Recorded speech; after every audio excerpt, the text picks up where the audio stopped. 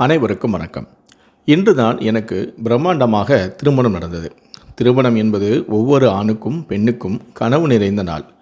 புதிய வாழ்க்கை எண்ணி உற்சாகத்துடன் இருப்பார்கள். ஆனால் என் மனமோ இந்த உணர்வுகளுக்கு அப்பாற்பட்டதாக இருந்தது. நான் வெளியே இருந்த புல்வெளியில் உட்கார்ந்து சிகரெட்டை பிடித்து கொண்டு இருந்தேன். இன்று என் முதல் இரவு. என் மணமகளுடன் இருக்க நான் ஆசைப்பட வேண்டும். ஆனால் என் இதயத்தில் அவளுக்காக எந்த ஒரு உணர்வும் இல்லை. என் நண்பர்கள் சற்று நேரத்திற்கு முன்புதான் என்னை விட்டு சென்றிருந்தனர். என் திருமணத்தின் முதல் இரவை பற்றி அவர்கள் கேலியும் செய்தார்கள். நான் அவர்களின் பேச்சை கேட்டு அமைதியாகவும் சிரித்தேன். அவர்கள் சென்ற பிறகு நான் தனியாக உட்கார்ந்து சிகரெட்டை பிடித்து கொண்டிருந்தேன். முழு சிகரெட்டையும் முடித்துவிட்டேன். ஆனால் என் மனதில் இருந்த பாரம் குறையவே இல்லை. என் அறையில் மணமகளாக அமர்ந்திருக்கும் பிரியாவை நான் வெறுத்தேன். எப்படி அவளை என் மனைவியாக நான் ஏற்றுக்கொள்ள முடியும்? என் மனதில் அவள் மீது எந்த ஒரு ஈர்ப்பே இல்லை. நான் பிரியாவை திருமணம் செய்ய மாட்டேன் என்று என் அம்மாவிடம் நான் பல முறை கூறினேன். அவளை நான் ஒருபோதும் அந்த விதத்தில் பார்த்தது இல்லை. ஆனால் என் அம்மாவும் தன்னுடைய பிடிவாதத்தில் உறுதியாக இருந்தார். வலுக்கட்டாயமாக அவளை என் மனைவியும் ஆக்கினார்கள். இப்போது அவள் என் அறையில் எனக்காக காத்திருக்கிறாள். பிரியாவை பற்றிய எண்ணம் என் மனதில் கசப்பாக மாறியது. நான் சிகரெட்டை கீழே போட்டு என் காலணியால் நான் நசுக்கினேன். பிரியாவின் பொறுமையை நான் நசுக்குவது போல இருந்தது. எனக்கு அந்த பெண்ணை ஒருபோதும் பிடித்ததில்லை. நான் மற்றொரு சிகரெட்டையும் பற்ற வைத்தேன். திடீரென என் பின்னால் யாரோ வருவது போல சத்தம் கேட்டது. திரும்பி பார்த்தால் என் அம்மா நின்றிருந்தார்.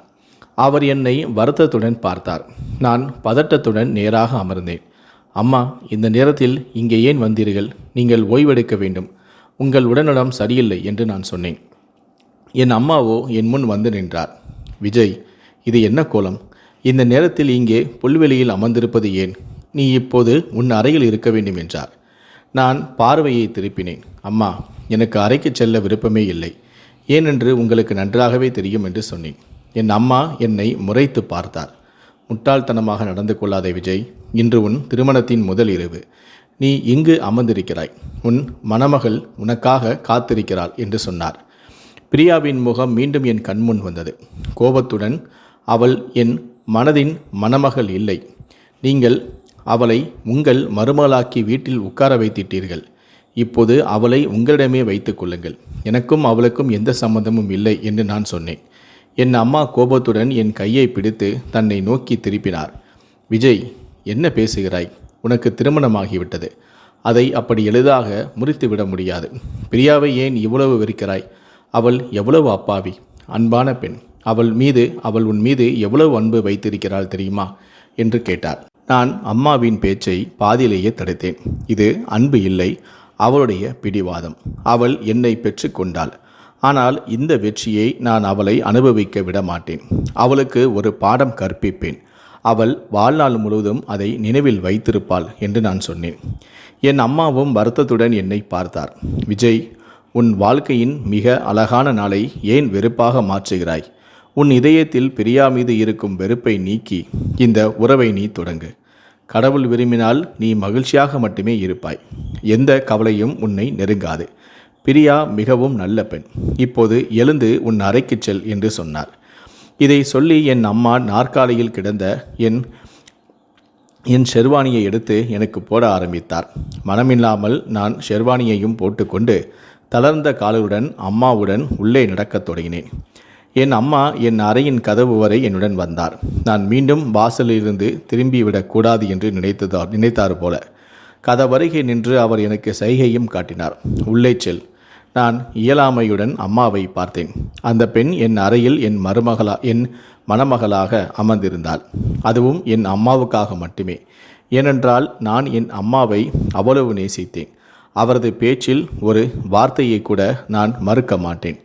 நான் தயக்கத்துடன் அறையின் கைப்பிடியை திருப்பி கதவையும் திறந்தேன். நான் உள்ளே செல்லும் வரை என் அம்மா அங்கிருந்து நகரவில்லை. அறைக்குள் நுழைந்ததுமே ரோஜா மற்றும் மல்லிகை பூக்களின் வாசனை என் முகத்தை தாக்கியது. நான் உள்ளுக்குள் புத்துணர்ச்சி அடைந்தேன். ஆனால் என் படுக்கையில் அமர்ந்திருந்த அந்த சிவப்பு உருவத்தை பார்த்ததுமே என் மனம் மீண்டும் கோபத்தில் நிறைந்திருந்தது. கோபத்தில் என் ஷெர்வானியை எடுத்து வெகு தூரத்தில் இருந்த சோபாவில் எறிந்தேன். ஷூக்களையும் கலட்டி இங்கே அங்கே என வீசினேன். எவ்வளவு உரிமையுடன் அந்த பெண் என் படுக்கையில் அமர்ந்திருந்தாள். இப்போதே அவளை தூக்கி வெளியே குப்பையில் எறிய வேண்டும் போல் எனக்கு தோன்றியது. ஏதோ யோசித்து அவளுக்கு முன் சென்று நான் அமர்ந்தேன். ஒரே இழுப்பில் அவளது முக்காடையும் அகற்றினேன். என் திடீர் செயலால் அவள் திகைத்து போய் பெரிய கண்களை விரித்து என்னை ஆச்சரியத்துடன் பார்த்தாள். நான் சிறிது நேரம் அவளுடைய அழகான முகத்தை உற்று பார்த்தேன். பிறகு உடனடியாக என் பார்வையை அவள் மீது இருந்து விலக்கினேன். வெறுப்பாகவும் மோசமாகவும் இருக்கிறாய் என்று நான் சொன்னேன். நான் வந்து முக்காடை அகற்றி அவளை புகழ்வேன் என்று அவள் இத்தனை மணி நேரமாக காத்திருந்தாள். ஆனால் நான் அவளது அனைத்து ஆசைகளையும் நாசமாக்கினேன். முழுக்க முழுக்க ஒரு பேய் போல இருக்கிறாய் என்று நான் சொன்னேன். உன் முகத்தில் யாரோ வெள்ளை பெயிண்டை அடித்தது போல தோன்றுகிறது. யார் இதயம் அசிங்கமாக இருக்கிறதோ அவர்களின் முகமும் அசிங்கமாகவே இருக்கும். உன் இதயத்தின் அசிங்கத்தை நான் நன்றாக பார்த்து விட்டேன். அதனால் உன் முகம் எனக்கு மிகவும் அசிங்கமாகவும் பயங்கரமாகவும் தெரிகிறது என்று நான் சொன்னேன். என் பேச்சை கேட்டு அவள் உதட்டில் ஒரு மெல்லிய புன்னகை வந்தது. அந்த புன்னகை என் இதயத்தில் கத்திகளை ஒட்டியது. நான் கோபத்துடன் அவளது கையை இறுக்கமாக பிடித்தேன். அழுத்தி பிடித்து கொண்டே, சிரிக்கிறாய் இல்லையா? நான் எப்படி இருக்கிறேன் என்று பார்த்து நீ எப்படி கண்ணீர் விட்டு என்னை திருமணம் செய்து கொண்டாய். ஆனால் நீ ஜெயித்து விட்டதாக நினைக்காதே. இப்போது நீ என் மனைவி. நான் உன்னை என் மனைவியாக ஏற்றுக்கொண்டாலும் இல்லாவிட்டாலும் உலகத்தின் முன் நீ என் மனைவிதான். நான் உனக்கு ஒவ்வொரு நொடியும் ஒரு தண்டனை கொடுப்பேன். என்னிடமிருந்து விடைபட நீ என் முன் அழுது துடிப்பாய். ஆனால் நான் உன்னை இவ்வளவு எளிதாக விட்டு விடைபெற மாட்டேன். புரிந்ததா என்று கூறி அவளது கையை தூக்கி வீசினேன். இந்த முறை அவளது முகத்தில் ஒரு சோகம் படர்ந்தது. விஜய், ஏன் இப்படி நடந்து கொள்கிறாய்? பழைய விஷயங்கள் அனைத்தையுமே மறந்துவிடு. நாம் வாழ்க்கையை புதிதாக தொடங்குவோம். நாம் கணவன் மனைவி. இந்த வெறுப்பும் கோபமும் உடல்நலத்திற்கு நல்லதல்ல என்று சொன்னாள். இவ்வளவு அப்பாவி போல அவள் நடித்தாள். அவளது வாயை கிழிக்க வேண்டும் என்று எனக்கு தோன்றியது. நீ வாழ்நாள் முழுவதும் அதை நினைவில் வைத்திருப்பாய்.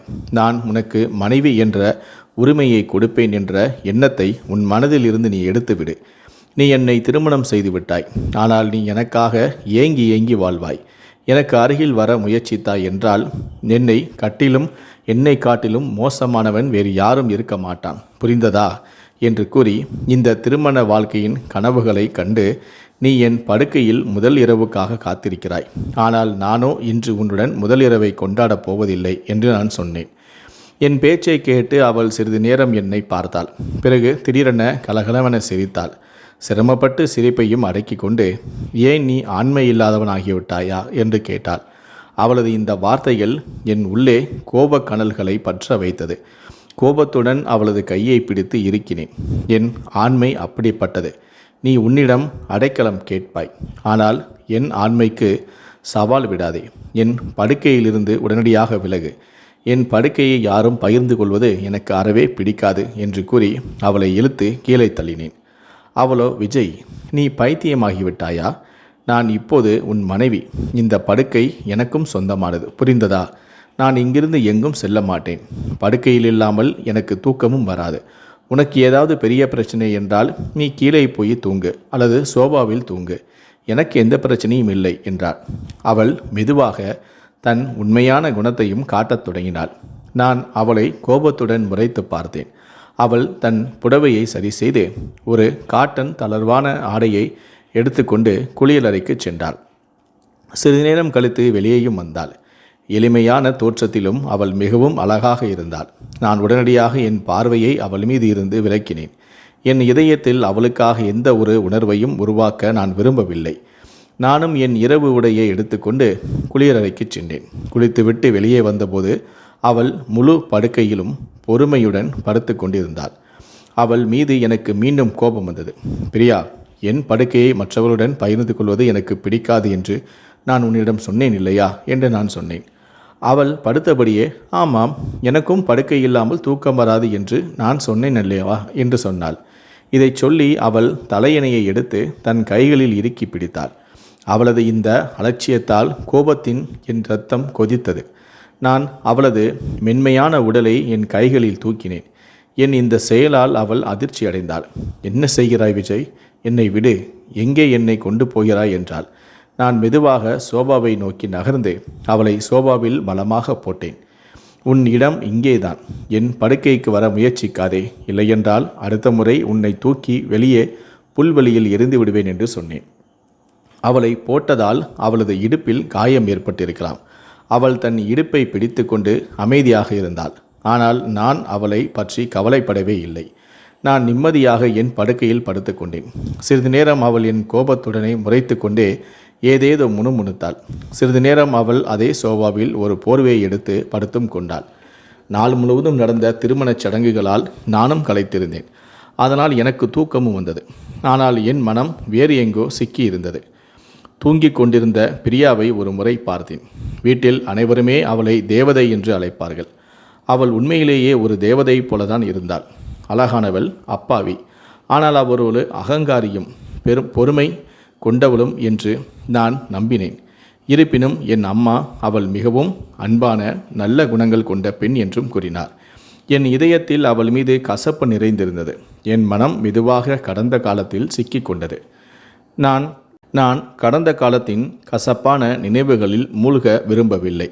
ஆனால் என் மனதில் அந்த நினைவுகள் மீண்டும் எழத் தொடங்கின. என் அப்பாவும் பிரியாவின் அப்பாவும் வியாபார பங்காளிகள். ஆனால் ஒருமுறை எங்கள் தொழிற்சாலையில் தீ விபத்து ஏற்பட்டது. அனைத்துமே அழிந்துவிட்டது. இரு குடும்பங்களுமே திவாலாகி நாங்கள் நடுத்தெருவுக்கு வந்துவிட்டோம். அப்போது எனக்கு 10 வயது, பிரியாவுக்கு 5 வயது. என் அப்பாவும் பிரியாவின் அப்பாவும் இந்த சிரமத்தை ஒன்றாக சமாளித்தார்கள். அவர்கள் இருவருமே நல்ல நண்பர்கள். அதனால் ஒருவருக்கொருவர் கைவிடவில்லை. விதி மீண்டும் கருணை காட்டியது. என் அப்பாவுக்கு துபாயில் ஒரு வேலையும் கிடைத்தது. குடும்பத்தை விட்டு இவ்வளவு தூரம் செல்ல என் அப்பா விரும்பவும் இல்லை. ஆனால் ராகுல் மாமா அவரை சமாதானப்படுத்தினார். சுரேஷ், புரிந்து கொள்ள முயற்சி செய். இப்போதுள்ள நம் நிலைமையில் நாம் முயற்சி எடுக்காவிட்டால் நம் வாழ்க்கை முழுவதும் இப்படிதான் இருக்கும். நான் இருக்கின்றேன். உன் மகனை விஜயையும் உன் மனைவியையும் நான் பார்த்து கொள்கிறேன். நீ போ, பணம் அனுப்பு. நான் இங்கு ஒரு புதிய தொழிலை நான் தொடங்குகிறேன். நம் தொழில் மீண்டும் வளர்ந்ததுமே நீ வேலையை விட்டுவிட்டு இந்தியாவுக்கு திரும்பி வா. பிறகு நாம் சேர்ந்து நம் தொழிலை உயர்ந்த நிலைக்கு கொண்டு செல்வோம் என்றும் சொன்னார். ரகு மாமாவின் பேச்சை கேட்டு என் அப்பாவும் ஒப்புக்கொண்டு எங்களை அவர் பொறுப்பில் விட்டுவிட்டு துபாயும் சென்றார். திவாலான நேரத்தில் நாங்கள் இருந்த வீடும் எங்களிடமிருந்து போய்விட்டது. ராகுல் மாமா வீட்டை விற்று கடனை அடைத்தார். பின்னர் ஒரு வாடகை வீடு எடுத்து நாங்கள் மேல் மாடியில் இருக்க அவர்கள் கீழ் மாடியில் இருந்தார்கள். ராகுல் மாமாவுக்கு தொழில்நுட்பம் நன்றாகவே தெரியும். அவர் மெதுவாக தொழிலை வளர்க்க தொடங்கினார். அப்பா துபாயில் இரவு பகலும் உழைத்து பணத்தை ராகுல் மாமாவின் கணக்கில் அனுப்பி வந்தார். அப்போது ராகுல் மாமா எங்களிடம் மிகவும் அன்பாக நடந்து கொண்டார். எங்கள் எல்லா தேவைகளையும் கவனித்தும் கொண்டார். மெதுவாக ராகுல் மாமாவின் உழைப்பால் தொழில் வளரத் தொடங்கியது. அவர் ஒரு புதிய வீட்டையும் வாங்கினார். அவர் எங்களை விட்டுவிடவில்லை. பழையபடி நாங்கள் மேல் மாடியில் இருக்க ராகுல் மாமா குடும்பத்துடன் கீழ் மாடியில் இருந்தார்கள். தொழில் நாளுக்கு நாள் வளர்ந்தது. என் அப்பா இந்தியாவுக்கு திரும்ப முடிவு செய்தார். ஆனால் விதி மீண்டும் ஒரு முறை எங்களை ஏமாற்றியது. என் அப்பா திரும்பி வந்த விமானம் விபத்துக்குள்ளானது. என் அப்பாவோ இறந்து விட்டார். இந்த விபத்து எனக்கும் என் அம்மாவுக்கும் பெரிய அதிர்ச்சியாக இருந்தது. அப்பா கடந்த 5 ஆண்டுகளாக துபாயில் எங்களுக்காக உழைத்து வந்தார். சிறிது பணம் சேர்த்துவிட்டு இந்தியாவுக்கு திரும்பி வரலாம் என்றும் நினைத்திருந்தார். ஆனால் விதி வேறு விதமாக எழுதியிருந்தது. தன் மனைவி மகளை பார்க்க துடித்தவர் மரணத்தை எதிர்பார்த்து காத்திருந்தார். அப்பா இறந்த பிறகு நானும் அம்மாவும் முற்றிலுமாக தனியாகிவிட்டோம். அப்போது எனக்கு 15 வயது, பிரியாவுக்கு 10 வயது. பிரியா எப்போதுமே எனக்கு பிடிவாதமாகவும் அகங்காரம் பிடித்தவளாகவும் தோன்றினாள். வீட்டில் அவள் செல்ல பெண். எல்லோரும் அவளது ஆசைகளை நிறைவேற்றுவார்கள். என்னை அம்மாவிடம் திட்டு வாங்குவது அவளுக்கு பழக்கம். என் அம்மாவுக்கு பிரியாவை மிகவும் நேசித்தார். அதனால் அவள் சொன்னால் என்னை திட்டுவதும் உண்டு. அப்பா இறந்த பிறகு அனைத்தும் மாறிவிட்டது. ராகுல் மாமாவும் பிரியாவின் அம்மாவும் முன்பு எங்களிடம் மிகவும் நன்றாக நடந்து கொண்டவர்கள் இப்போது எங்களை வெறுக்க ஆரம்பித்தனர். பிறகுதான் எனக்கு தெரிந்தது, அப்பா தன் பணத்தை ராகுல் மாமாவுக்கு தான் அனுப்பியிருந்தார் என்று. எங்கள் பெயரில் எதுவுமே இல்லை. தொழிலும் வீடும் ராகுல் மாமாவின் பெயரில் தான் இருந்தன. அப்பா பணத்தை ராகுல் மாமாவிடம் அனுப்பியிருக்கிறார் என்பது என் அம்மாவுக்கு தெரியாது. செலவுக்காக பணம் அனுப்புகிறார் என்றும் மீதி பணத்தை தன்னுடன் எடுத்து வருவார் என்றும் அம்மா நினைத்திருந்தார். அப்பா இறந்த பிறகு அம்மா கிராமத்திற்கு போக முடிவு செய்தார். தன் உடைமைகளையும் எடுத்துக்கொண்டு எப்படியாவது கிராமத்தில் வாழலாம் என்று நினைத்தார்.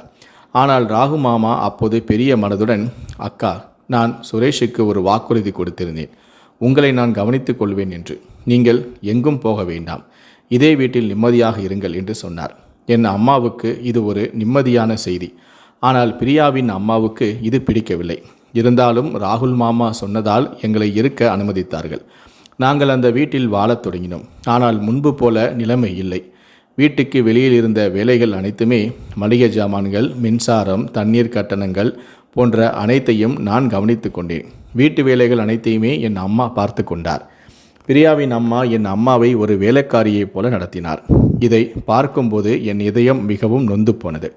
பிரியா என்னை வேலைக்காரனைப் போலவே நடத்தியது எனக்கு மனவலியையும் கொடுத்தது. அவள் எப்போதுமே என்னிடம் சிறிய வேலைகளை சொல்லி கொண்டும் இருந்தாள். விஜய், தண்ணீர் கொண்டு வா, விஜய், காரை சுத்தம் செய், விஜய், எனக்கு பசிக்கிறது, வெளியே சென்று பீஸா அல்லது பர்கர் ஏதாவது வாங்கி வா என்று சொல்வாள். நான் நாள் முழுவதும் அவளது வேலைகளிலே ஈடுபட்டிருந்தேன். அம்மாவிடம் புகார் சொன்னால், பரவாயில்லை விஜய், இவர்கள் நமக்கு எவ்வளவோ உதவி செய்திருக்கிறார்கள், அவர்கள் நமக்கு அடைக்கலம் கொடுக்கவில்லை என்றால் நாம் என்ன செய்திருப்போம் என்று சொல்வார். அம்மாவின் பேச்சை கேட்டு நான் அமைதியாகி விடுவேன். காலம் மெதுவாக கடந்து சென்றது. என் படிப்பும் முடிந்தது. நான் வேலை தேடி கொண்டிருந்தேன். ஆனால் நல்ல வேலை எதுவுமே கிடைக்கவில்லை. இதற்கிடையில் பிரியாவின் குணத்தில் மெதுவாக மாற்றமும் உருவாவதை நான் உணர்ந்தேன். இப்போது அவள் என்னிடம் எந்த வேலையையும் சொல்வதில்லை. மாறாக என்னை பார்க்கும் போதெல்லாம் உற்று பார்த்தாள். ஒரு நாள் அவள் என்னிடம், விஜய், நான் உன்னை காதலிக்கின்றேன், நான் உன்னை திருமணம் செய்து கொள்ள விரும்புகிறேன் என்றும் சொன்னாள். இதை கேட்டு நான் அதிர்ச்சி அடைந்தேன். உனக்கு புத்தி இருக்கிறதா என்று நான் கேட்டேன். ஆமாம், எனக்கு புத்தி இருக்கிறது என்றாள். நான் கோபத்துடன், என்னை வேலைக்காரனாக வைத்து உனக்கு மனம் நிறைவடையவில்லையா? இப்போது என்னை திருமணம் செய்து வாழ்நாள் முழுவதும் என்னை அடிமையாக வைத்திருக்க நீ விரும்புகிறாயா என்று நான் கேட்டேன். அவளோ, இல்லை விஜய், நீ தவறாக புரிந்து கொள்கிறாய். நான் செய்தது அனைத்துமே அறியாமையால். இப்போதுதான் நான் உன்னை காதலிக்கிறேன் என்பதை நான் உணர்ந்தேன் என்றும் சொன்னாள். ஆனால் நான் அவளது காதலை நிராகரித்தேன். நான் எந்த விலை கொடுத்தும் உன்னை திருமணம் செய்ய மாட்டேன் என்று அவளிடம் தெளிவாகவும் சொன்னேன். எனக்கு ஒரு நல்ல வேலை கிடைத்ததும் நான் என் அம்மாவையும் அழைத்து கொண்டு இங்கிருந்து போய்விடுவேன் என்றும் சொன்னேன். ஆனால் பிரியா எப்படியோ என் அம்மாவிடம் பேசி, என் அம்மாவும் பிரியாவின் பெற்றோர்கள் நமக்கு எவ்வளவோ உதவி செய்திருக்கிறார்கள், அந்த பெண்ணின் மனதை என்னால் உடைக்க முடியாது என்று என் பின்னால் வந்தார். அவர்கள் உதவியாளர்கள் அல்ல, கெட்டவர்கள் என்பதை என் அம்மாவுக்கு நான் எப்படி புரிய வைப்பது? என் அப்பாவின் பணத்தில்தான் அவர்கள் செழிப்பாக இருக்கிறார்கள் என்பது எனக்கு தெரியும். ஆனால் அதை நிரூபிக்க என்னிடம் எந்த ஆதாரமும் இல்லை. நான் உண்மையை சொன்னால் அவர்கள் என் அம்மாவையும் என்னையும் வீட்டை விட்டு வெளியேற்றி விடுவார்கள். இந்த நேரத்தில் என் அம்மாவையும் என்னையும் கவனித்து கொள்ளும் தகுதி என்னிடம் இல்லை. குறைந்தபட்சம் எங்களுக்கு ஒரு வீடு கிடைத்தது. என் படிப்பு செலவுகளையும் பிரியாவின் அப்பா கவனித்தார். அதனால் நான் தெரிந்தே மனம் முந்து அவர்களின் கசப்பான பேச்சுகளையும் உதவிகளையும் பொறுத்து கொண்டேன். ஆனால் இதையெல்லாம் சொல்லி என் அம்மாவின் மனதை உடைக்க நான் விரும்பவில்லை. எப்படியோ என் அம்மா இந்த உறவுக்கு மனதார சம்மதித்தார். அவர்கள் செய்த உதவியின் காரணமாக நான் பலிகடாவா ஆக்கப்பட்டேன். இந்த எண்ணங்களிலேயே நான் தூங்கியும் விட்டேன். அங்கு சோபாவில் படுத்திருந்த பிரியாவின் மனதிலோ புயல் வீசியது. அவளது கண்களிலிருந்து கண்ணீர் வழிந்து தலையணையை நனைத்தது. விஜய் தன்னை எந்த அளவுக்கு வெறுக்கிறான் என்று அவள் கனவிலும் நினைத்ததில்லை. ஆம், முன்பு அவள் விஜயை தொந்தரவு செய்தாள். அவள் ஒற்றை பெண், நிறைய பணம் இருந்தது, அழகிலும் சிறந்தவள். அதனால் அவளுக்கு நிறைய அகங்காரமும் இருந்தது. அந்த அகங்காரத்தின் காரணமாக அவள் விஜயை ஒரு பொருட்டாகவே மதிக்கவில்லை. அவளது அம்மா அவளிடம், இவர்கள் நம் வீட்டில் வேலைக்காரர்கள் என்று சொல்லியிருந்தார். ஆனால் மெதுவாக பிரியாவுக்கு விஜய் மனதாலும் உயிராலும் காதலிக்கிறாள் என்று புரிந்தது. அவள் தன் அம்மாவிடம், அம்மா, நான் விஜயை காதலிக்கிறேன், அவரை திருமணம் செய்து கொள்ள விரும்புகிறேன் என்று சொன்னார். பிரியாவின் அம்மா தன் மகள் இப்படி சொல்வதை கேட்டு அதிர்ச்சி அடைந்தார். பிரியா இப்படி ஒரு வார்த்தை சொல்வாள் என்று அவர்கள் கனவிலும் நினைக்கவில்லை. அவர்கள் எப்போதும் விஜயையும் அவரது அம்மாவையும் பற்றி அவளிடம் விஷம் கக்கி கொண்டிருந்தார்கள். அப்படியென்றால் அவளது மனதில் காதல் எப்போது ஆரம்பித்தது? பிரியாவின் அம்மா, பிரியா, உனக்கு புத்தி இருக்கிறதா? என்ன பைத்தியக்காரத்தனம்! அந்த வேலைக்காரன் எனக்கு மருமகனாக தகுதியற்றவன் என்றார். அவர் தன் மகளை ஒரு பெரிய பணக்கார குடும்பத்தில் திருமணம் செய்து கொடுக்கவும் விரும்பினார். பிரியாவோ யோசித்து முடிவெடு, அவர்களுக்கு சொந்த வீடே இல்லை. அவர்கள் உன்னை எங்கே வைத்துக் கொள்வார்கள் என்று பிரியாவிடமும் கூறினர். இதை கேட்டு பிரியா தன் அம்மாவை ஆச்சரியத்துடன் பார்த்தாள். அம்மா, இந்த வீடு உங்களுடையது இல்லை என்பதை மறந்துவிடாதீர்கள். நீங்கள் சொந்தமாக நினைக்கும் இந்த வீட்டில் விஜயின் அப்பாவுக்கும் முழு பங்கு இருக்கிறது. அவர்கள் நினைத்தால் ஒரு நிமிடத்தில் உங்களை இந்த வீட்டை விட்டு வெளியேற்றி விடுவார்கள். எனக்கு அனைத்துமே தெரிந்துவிட்டது. இந்த தொழிலும் பணமும் விஜயின் அப்பாவின் உழைப்பு. அதனால் என் மனதில் அவர் மீது எந்த கெட்ட எண்ணமும் இல்லை. நான் விஜயை திருமணம் செய்து கொள்ள விரும்புகிறேன். அதன் பிறகு என்ன நடந்தாலும் அது நம் இருவருக்கும் ஆனது என்று சொன்னாள். இந்த வார்த்தைகள் பிரியாவின் அம்மாவுக்கு பிடிக்கவில்லை. கடவுள் இப்படிப்பட்ட குழந்தையை யாருக்கும் கொடுக்க வேண்டாம். அவர்கள் தங்களுடைய பெற்றோரை அவமானப்படுத்துகிறார்கள். சரி, இது அவர்களின் உழைப்பு என்று நான் ஒத்துக்கொள்கிறேன். ஆனால் உன் அப்பாவின் உழைப்பும் இதில் இருக்கிறது என்பதை நீ மறந்து விடாதே. விஜயையும் அவரது அம்மாவையும் கவனித்தது நாங்கள்தான் என்றார். பிரியா கோபத்துடன் முகத்தை திருப்பிக் கொண்டு முணுமுணுத்தாள். நீங்கள் அவர்களை எப்படி பார்த்து கொண்டீர்கள் என்று எனக்கு நன்றாகவே தெரியும். எப்படியோ தன் மகளின் பிடிவாதத்தால் பிரியாவின் அம்மாவும் வேறு வழியில்லாமல் விஜயின் அம்மாவிடம் திருமணத்தை பற்றி கேட்டார். விஜயின் அம்மா மகிழ்ச்சியுடன் ஒப்பும் கொண்டார். ஆனால் விஜய் தான் தன்னை இந்த அளவுக்கு வெறுக்கிறார் என்பது பிரியாவுக்கு தெரியாது. இதற்கு முன்னரே பிரியா தான் உன்னை திருமணம் செய்ய விரும்பவில்லை, இந்த உறவை முறித்துவிடு என்று அவளிடம் விஜயும் சொல்லியிருந்தார். ஆனால் பிரியாவோ பின்னர் தன் காதலால் அவரை சம்மதிக்க வைப்பேன் என்றும் நினைத்தாள். ஆனால் திருமணத்தின் முதல் இரவில் தனக்கு இப்படி நேர்ந்தால் அவள் மனம் உடைந்து போனது. பிரியா தன் கண்களிலிருந்து தன் கைகளை எடுத்துக்கொண்டே விஜயை நோக்கி திரும்பினாள். அவர் கண்களின் மீது கைகளை வைத்து ஒரு பிடிவாதமான குழந்தையைப் போல கோபமாக தோன்றினார். இந்த நிலைமையிலும் பிரியாவுக்கு அவர் மீது அளவற்ற அன்பும் வந்தது. அவர் மிகவும் ஆழ்ந்த தூக்கத்தில் இருப்பார் என்பது அவளுக்கு தெரியும். அவர் தலையருகே நின்று ட்ரம் அடித்தாலும் எழமாட்டார். அவள் மெதுவாக தன் இடத்திலிருந்து எழுந்து மெதுவாக விஜயின் காலடிக்கு வந்தாள். அவர் காலணிகளை கலட்டியிருந்தாலும் இன்னும் சாக்ஸ் அணிந்திருந்தார். பிரியா மெதுவாக அவரது சாக்ஸையும் கலட்டினார். தூக்கத்தில் அவளுக்கு மிகவும் அழகாக தெரிந்தார். எவ்வளவு நேரம் அவர் விஜயை பார்த்து கொண்டிருந்தார். இந்த அகங்காரம் பிடித்தவளை ஒரு நாள் தன் வசமாக்கி கொள்வேன் என்று அவள் தன் மனதில் உரியாக நினைத்தும் கொண்டாள். பின்னர் ஒரு காயமடைந்த புன்னகையுடன் அவளது கண்களில் நிறைந்திருந்த ஈரத்தையும் விரல் நுனிகளால் துடைத்து கொண்டு மீண்டும் சோபாவுக்கு சென்று படுத்தாள். அடுத்த நாள் எழுந்ததுமே பிரியா சோபாவில் இல்லை. அவள் வெளியே சென்றிருக்கலாம். நானும் விரைவாக குளித்துவிட்டு கீழே வந்தேன்.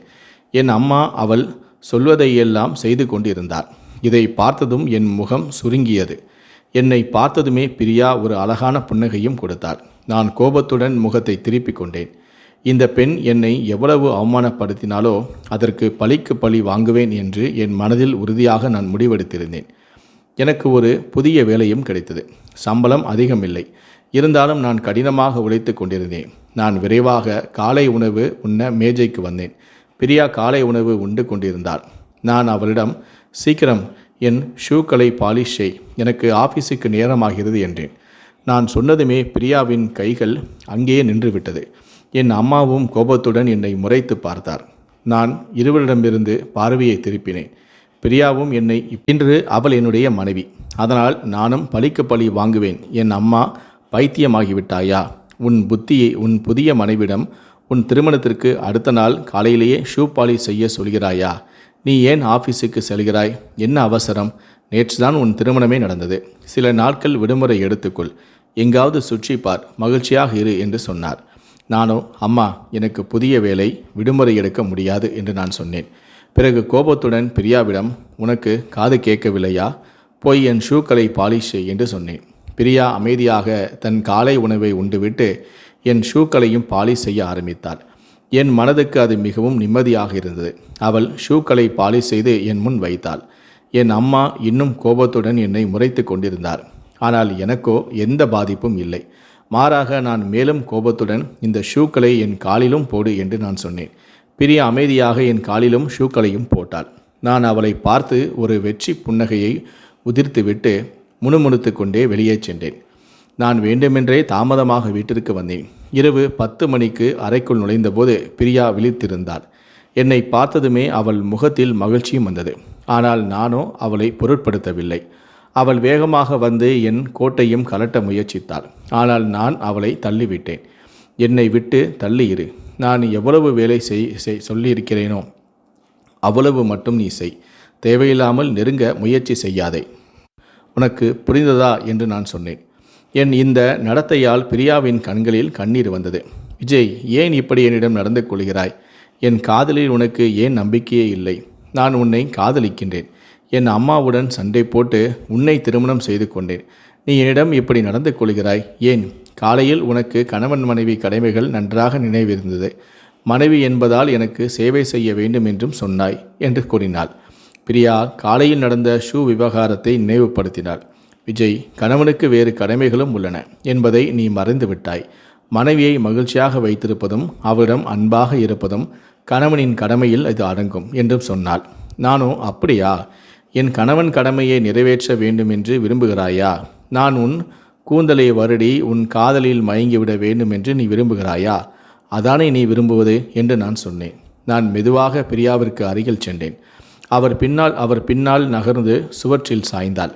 அவளது முகத்தில் விழுந்திருந்த ஒரு முடியை என் விரலாலேயே சுழற்ற நான் ஆரம்பித்தேன். பிறகு என் விரல்களால் அவளது உதடுகளை தொட்டேன்.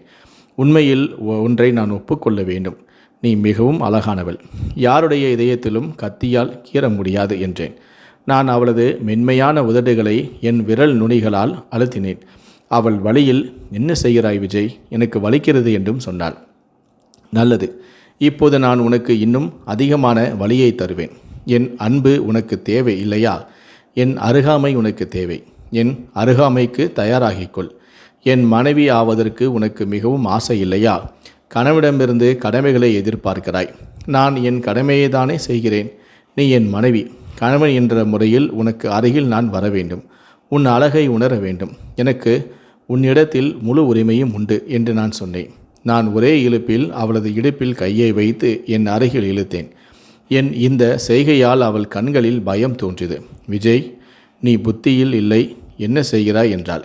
இடுப்பில் என் பிடி இறுக்கமாக இருந்தது. அவளுக்கு வலித்திருக்கும். இது என்ன வகையான காதல் விஜய்? நான் உன்னை உண்மையாக காதலிக்கின்றேன். உண்மையான காதலை என் உள்ளத்தில் உணர விரும்புகிறேன். இந்த வலுக்கட்டாயமான உரிமை எனக்கு உன்னிடமிருந்து தேவையே இல்லை என்று அவள் என் பிடியிலிருந்து தப்பிக்க முயற்சி செய்தாள். ஆனால் என் பிடி அவ்வளவு வலுவாக இருந்தது. அவள் ஒரு மீன் போல துடித்தாள். ஆனால் தப்பிக்க முடியவில்லை. அடுத்த நொடி நான் அவளை வலுக்கட்டாயமாக அடக்கி அவளது விருப்பத்திற்கு எதிராக எனது வரம்புகளை நான் மீறினேன். சிறிது நேரம் கழித்து நான் அவளை விட்டுவிட்டு வேறு பக்கம் திரும்பி படுத்து கொண்டேன். நீண்ட நேரம் அவளது அழுகை என் காதுகளில் ஒலித்து கொண்டிருந்தது. ஆனால் அவளது அழுகை கூட எனக்கு ஆறுதலை கொடுத்தது. அந்த இரவில் பிரியாவுடன் உறவு கொண்ட பிறகு நான் மீண்டும் அவளுக்கு அருகில் செல்லவில்லை.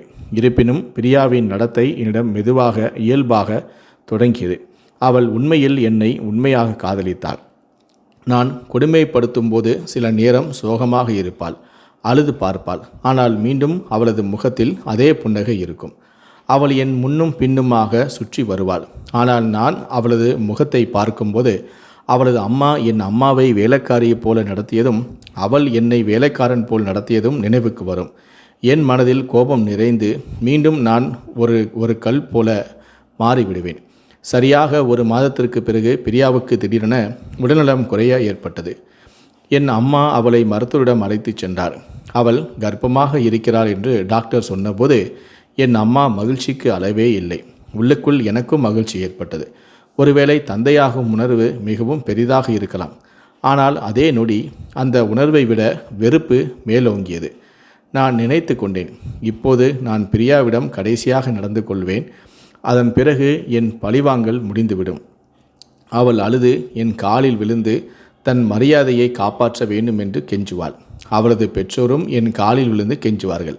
அப்போது என் மனதுக்கு நிம்மதி கிடைக்கும் என்று. என் அம்மா என்னிடம் வந்து, நீ தந்தையாக போகிறாய் என்று சொன்னபோது என் முகத்தில் அலட்சியத்தை காட்டினேன். நான் ஆச்சரியப்பட்டவன் போல, அம்மா என்ன யோசிக்கிறீர்கள்? அவள் எப்படி தாயாக முடியும் என்று நான் கேட்டேன். என் அம்மா ஆச்சரியத்துடன் என்னை பார்த்தார். பைத்தியமாகிவிட்டாயா என என்ன உளறுகிறாய்? அவள் உன் மனைவி, உன் குழந்தைக்கு தாயாக போகிறாள் என்றார். நானோ, ஆனால் அம்மா, நான் இன்று வரை அவளை தொடக்கூட இல்லை. அவளுடன் உறவு வைப்பது என்பது தூரமான விஷயம் என்று நான் சொன்னேன். நான் சொன்னதை கேட்டு என் அம்மா அதிர்ச்சியில் வாயடைத்து போனார். பிரியாவின் கண்களும் ஆச்சரியத்தில் விரிந்தன. நான் சொல் பிரியா, இது யாருடைய அசுத்தமான இரத்தம் என்று நான் கேட்டேன். நான் கேட்டதை கேட்டு பிரியா தள்ளாடி சோபாவில் அமர்ந்தாள். என் அம்மா என்னையும் பிரியாவையும் மாறி மாறி பார்த்து கொண்டிருந்தாள். நான் பிரியா முன் சென்று நின்றேன். சொல் பிரியா, உன் வயிற்றில் யாருடைய அசுத்தமான குழந்தை வளர்கிறது? அதை என் பெயரில் கொடுக்க முயற்சிக்கிறாயா? நான் இன்று வரை உன்னை தொடவே இல்லையே. அப்படியென்றால் இந்த குழந்தை எனக்கு எப்படி சொந்தம் என்று நான் கேட்டேன். பிரியாவுடைய பெரிய கண்களில் கண்ணீர் நிறைந்தது. முதல் முறையாக அவளது கண்களில் எனக்காக வெறுப்பை நான் பார்த்தேன். அவள் திடீரென சோபாவில் இருந்து எழுந்து நின்று என் முன் வந்து, விஜய், என் காதலால் உன்னை நான் வென்று விடுவேன், உன்னை மாற்றி விடுவேன் என்று நான் நினைத்தேன். என் காதலுக்கு முன் நீ தோற்று போவாய் என்று நான் நினைத்தேன். ஆனால் நீ மிகவும் மோசமான இழிவானவன். என் காதலுக்கு நீ தகுதியற்றவன். என் வயிற்றில் வளரும் இந்த குழந்தை உன் இரத்தம்தான். இது உனக்கே நன்றாக தெரியும். ஆனால் இன்று நீ என் குழந்தையை மறைத்து என் மீதே ஒரு கொடூரமான குற்றச்சாட்டை வைத்திருக்கிறாய். நான் என் குழந்தையை இந்த உலகத்திற்கு கொண்டு வருவேன். அதை நானே வளர்த்தும் கொள்வேன். ஆனால் இன்று முதல் உனக்கும் எனக்கும் உள்ள அனைத்து உறவுகளுமே முடிந்துவிட்டன. குழந்தை பிறந்த பிறகு நான் அதற்கு DNA சோதனை செய்வேன். ஆனால் நானும் என் குழந்தையும் உன் வாழ்க்கையில் மீண்டும் வரமாட்டோம் என்பதை மறக்காதே என்று சொன்னாள். இதை சொல்லி பிரியா அங்கேயே நிற்காமல் படிக்கட்டுகளில் இறங்கி கீழே தன் அம்மாவிடம் சென்றாள். நான் அவமானத்தால் குனிந்தேன். வெறுப்பு மற்றும் கோபத்தின் நெருப்பில் நான் மிகவும் அதிகமாக சென்று விட்டேன். என் அம்மா ஆச்சரியத்துடன் என்னை பார்த்தார். விஜய், நீ செய்தது சரியில்லை. நான் உன் அம்மா. அனைத்தும் எனக்கு தெரியும். வெறுப்பின் நெருப்பில் இதையெல்லாம் நீ செய்திருக்கிறாய். பிரியாவை எனக்கு சிறு வயதிலிருந்தே தெரியும். அவள் பிடிவாதக்காரி. ஆனால் அவள் ஒழுக்கமற்றவள் இல்லை. அந்த குழந்தை உன்னுடையது தானே? சொல். என் அம்மா என் கண்களை பார்த்து கேள்வி கேட்டார். நான் அம்மாவின் கண்களை பார்த்து பொய் சொல்ல முடியவில்லை. நான் பார்வையை திருப்பினேன். திடீரென என் அம்மாவின் கை என் கன்னத்தில் ஒரு அடியை பதித்தது. நான் உன்னை இப்படி வளர்க்கவில்லை விஜய். ஒரு பெண்ணின் மரியாதையில் நீ கை வைத்திருக்கிறாய். பெண்ணின் மரியாதை ஒரு கண்ணாடி போல் என்பதை நீ அறிவாய். இன்று நீ அந்த பெண்ணின் மரியாதையை கிழித்து போட முயற்சி செய்திருக்கிறாய். நான் உன்னை ஒருபோதும் மன்னிக்க மாட்டேன் என்றும் சொன்னார். என் அம்மா இதை சொல்லிவிட்டு அறைக்குள் சென்றார். நான் அங்கேயே சோபாவில் அமர்ந்தேன். நீண்ட நேரம் என்னையே சமாதானப்படுத்தி கொள்ள முயற்சித்தேன். நான் செய்தது சரிதான். அவர்கள் இதற்கு தகுதியானவர்கள். ஆனால் என் இதயம் இதற்காக என்னை அவமானப்படுத்தியது. நான் அமைதியாக எழுந்து என் அறைக்குள் சென்றேன். இன்று முதல் முறையாக பிரியா இல்லாமல் என் அறை வெறுமையாக தெரிந்தது. திருமணமாகி இத்தனை மாதங்கள் பிரியா ஒரு முறை கூட 2 மணி நேரத்துக்கு மேல் தன் அம்மாவிடம் சென்றதில்லை. அவள் எப்போதுமே என் அருகில் இருக்க முயற்சிப்பாள். என் வேலைகளை தன் கைகளாலேயே செய்வாள். நான் அவளை எவ்வளவு கொடுமைப்படுத்தினாலும் அவள் சிரித்து கொண்டே பொறுத்தும் கொண்டாள். ஒருவேளை என் வெறுப்பு காதலாக மாறும் என்று அவள் நம்பி இருக்கலாம். ஆனால் இன்று நான் என்ன செய்தேன்? அந்த அப்பாவி பெண்ணின் மரியாதையில் கை வைத்து விட்டேன். எனக்கு நானே தடுத்து கொண்டேன்.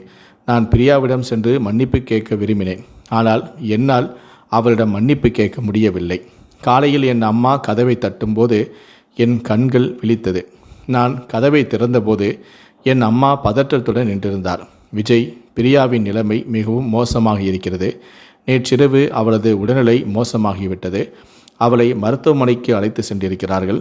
அவளது பெற்றோர்கள் அங்கிருக்கிறார்கள். வா சீக்கிரம், அவள் இன்னும் மயக்கத்தில் இருந்து எழவில்லை என்றும் சொன்னார். நான் அம்மாவுடன் மருத்துவமனைக்கு விரைந்தேன். அவள் அவசர சிகிச்சை பிரிவில் இருந்தாள். என்னை பார்த்ததும் பிரியாவின் பெற்றோர் என்னிடம் வந்தனர். எங்கள் குழந்தைக்கு என்ன நடந்தது? சொல். நேற்றிரவு அழுது கொண்டே வந்தாள். அவளது அறைக்குள் சென்று தன் பூட்டியும் கொண்டாள். நாங்கள் எவ்வளவோ கேட்டும் அவள் எதுவும் சொல்லவில்லை. நள்ளிரவில் தன் அறையில் இருந்த அனைத்தையுமே உடைக்க ஆரம்பித்தாள். நான் என் குழந்தையை சமாதானப்படுத்த எவ்வளவோ முயற்சி செய்தேன். ஆனால் அவள் என் கைகளிலேயே மயங்கி விழுந்தாள். என்ன நடந்தது? உங்கள் இருவருக்கும் இடையே என்ன நடந்தது என்றார். நான் என்ன சொல்வது?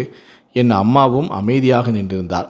பிரியாவின் இந்த நிலைமைக்கு நான் தான் காரணம் என்று எனக்கு வெட்கமாக இருந்தது. ஆண்டி, அப்படி எதுவும் இல்லை. எங்களுக்குள் ஒரு சின்ன சண்டைதான். ஆனால் பிரியா இதை இவ்வளவு சீரியஸாக எடுத்துக்கொள்வாள் என்று எனக்கு தெரியாது என்று நான் சொன்னேன். என் தவறை ஒப்புக்கொள்ள எனக்கு தைரியமும் இல்லை. நான் முதல் முறையாக கடவுளின் முன் நின்றேன். அழுது பிரியாவின் உயிரையே கெஞ்சினேன். இன்று அவள் மரணத்தின் விளிம்பில் இருந்தபோது அவள் என் மனதுக்கு எவ்வளவு நெருக்கமானவள் என்று நான் உணர்ந்தேன். என் இதயத்தை ஆராய்ந்தபோது பிரியா மீது அளவற்ற அன்பு நிறைந்திருந்தது. எப்போது அவள் மீது காதல் கொண்டேன் என்று எனக்கே தெரியவில்லை. நான் அழுதழுது கடவுளிடம் வேண்டினேன். கடவுளே, என் பிரியாவை குணப்படுத்து. அவளுக்கும் என் குழந்தைக்கும் ஏதாவது ஆகிவிட்டால் நான் என்னை ஒருபோதும் மன்னிக்க மாட்டேன் என்று சொன்னேன். டாக்டர், இவர் ஏதோ ஒரு விஷயத்தால் மிகவும் மனவேதனை அடைந்திருக்கிறாள், அதனால்தான் மயங்கிவிட்டார் என்று சொன்னார். பயப்பட தேவையில்லை, இன்னும் சிறிது நேரத்திலேயே அவருக்கு உணர்வும் வந்துவிடும் என்று டாக்டர் தைரியம் கொடுத்தார். அப்போது என் முகத்தில் நிம்மதியான ஒரு புன்னகையும் வந்தது. பிரியாவுக்கு உணர்வு வரும் வரை நான் அவளுக்கு அருகிலேயே அமர்ந்திருந்தேன். பிரியா கண்களை திறந்தபோது என் மனதுக்கு நிம்மதி கிடைத்தது. என்னை பார்த்ததும் பிரியா கோபத்துடன் முகத்தை திருப்பிக் கொண்டாள். நான் அவளது கையை பிடித்தேன். பிரியா, பார், நான் செய்தது தவறுதான். நான் அதை ஒப்புக்கொள்கிறேன். நான் அப்படி செய்திருக்கக்கூடாது. தயவுசெய்து என்னை மன்னித்து விடு. இது கடைசி தவறு என்று நினைத்துக்கொள் என்று நான் சொன்னேன். நான் சொல்வதற்காக காத்திருந்தவள் போல பிரியா துடித்து எழுந்து, விஜய், நீ மிகவும் கெட்டவன். நான் உன்னை ஒருபோதும் மன்னிக்கவே மாட்டேன். நீ என் மரியாதையில் கை வைத்து விட்டாய் என்று சொன்னாள். நான் பழிவாங்குவதற்காக அப்படி செய்தேன். ஆனால் உன் ஒழுக்கத்தில் எந்த தவறும் இல்லை என்பதை என் மனதின் ஆழத்திலிருந்து உறுதியாக சொல்கிறேன். என்னை மன்னித்துவிடு பிரியா. கோபத்திலும் பழிவாங்கலிலும் நான் கொஞ்சம் அதிகமாகவே நடந்து கொண்டேன். தயவுசெய்து என்னை மன்னித்துவிடு என்று அவளுக்கு முன் கைகளை கூப்பினேன். பிரியா என்னை மன்னித்தும் விட்டாள். நான் பிரியாவை என்னுடன் வீட்டிற்கு அழைத்து வந்தேன். பிரியாவை மன்னித்து அவளது அன்பையும் உணர்ந்தபோது தான் இந்த வாழ்க்கை எவ்வளவு அழகானது என்று நான் உணர்ந்தேன். என் அன்பை பெற்று பிரியாவும் மகிழ்ச்சியாக இருந்தாள். நாங்கள் இருவரும் கடந்த கால கசப்பான விஷயங்களை மறந்து எங்கள் வாழ்க்கையில் புதிதாக தொடங்கினோம். நான் பிரியாவுக்கு அவ்வளவு அன்பு கொடுத்தேன். அவள் பழைய கவலைகள் அனைத்தையுமே மறந்து விட்டாள். இப்போது எங்கள் வாழ்க்கையில் சந்தோஷம் மட்டுமே உள்ளது.